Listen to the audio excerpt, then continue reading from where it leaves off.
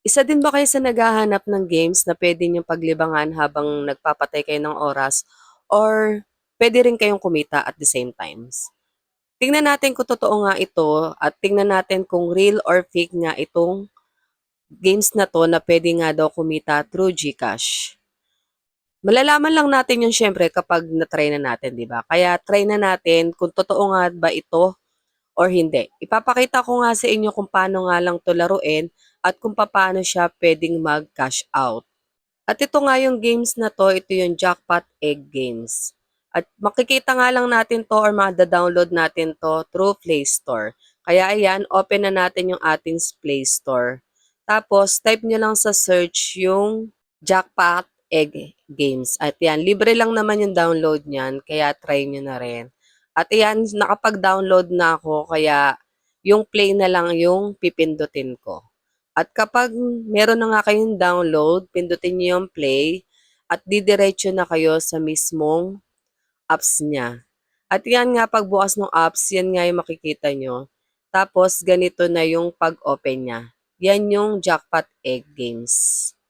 At yan nga, sa account na yan, ayan, i-give up nyo na lang yan. Pwede nyo rin siyang pindutin. Kapag kinlik nyo kasi yon may mga ads na papanoodin kayo. Ako, give up ko na lang yan. At yan nga, mag spin nga lang kayo dyan, yung sa baba, yung nakalagay na spin. Pipindutin nyo nga lang siya at mag spin na yan.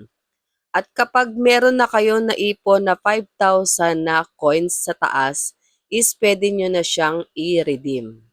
Kapag ni-redeem nyo na, meron pa siyang task. So, gagawin nyo pa yung task na yon. Pagbalik nyo dun sa pinaka-games, ayan sa taas makikita nyo na meron pa kayong 200 wheels na gagawin para makuha nyo yung 5,000 GCash.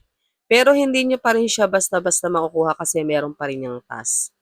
At yan, papakita ko nga sa inyo kung saan nyo siya pwedeng makita para malaman nyo kung pwede nyo na ba siyang i-withdraw. Ganyan lang siya, i-spin nyo lang yan. Tapos, meron nga kayong pwedeng pag-withdrawhan dyan through coins din. Ayan, pindutin natin yung coins. Kulang pa yung coins ko, so hindi ko pa siya mariredeem. Kaya, iipunin pa natin yung coins na yan. Tapos, sa katabi niyang coins, merong redeem or yung orders. Yung orders na yan, yan na yung pwede nyo ma-withdraw. Pero hindi nyo pa siya mariredeem kasi may mga task pa yan dahil nakapila pa yan. So yun sa akin, tatlo yung nakapila ko. Bali yung pinakauna ko is nasa 100 plus yung aantayin ko, yung pinaka-number mo. Kaya kung gusto mo siyang bumaba, mapunta ka sa mas malapit na number pag redeem mo, mag-spin ka lang ng mag-spin para maakuha ka ng additional number, malilesen na yung order account mo. Talagang tiyagaan lang 'to, kung hindi ka naman nagmamadali, pwede mo siyang laruin.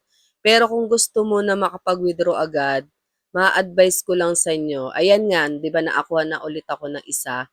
So, ike-claim ko na 'yan, mababawasan na yung aking waiting list. Kumbaga nasa waiting list ka, eh, may mga number siya.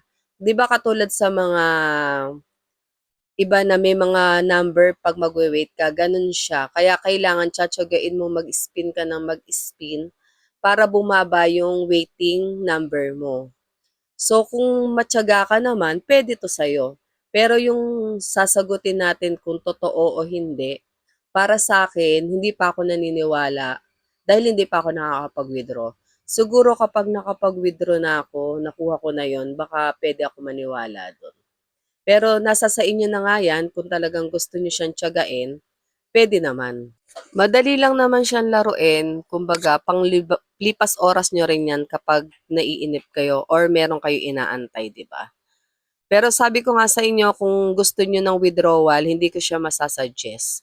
Kung gusto niyo pa na maraming mga free games, subscribe lang po kayo sa channel ko and hit nyo na lang yung button para mano-notify kayo kapag meron na tayong bagong upload. Mag-a-upload tayo ng mga free games, titingnan natin kung totoo ba siya o hindi.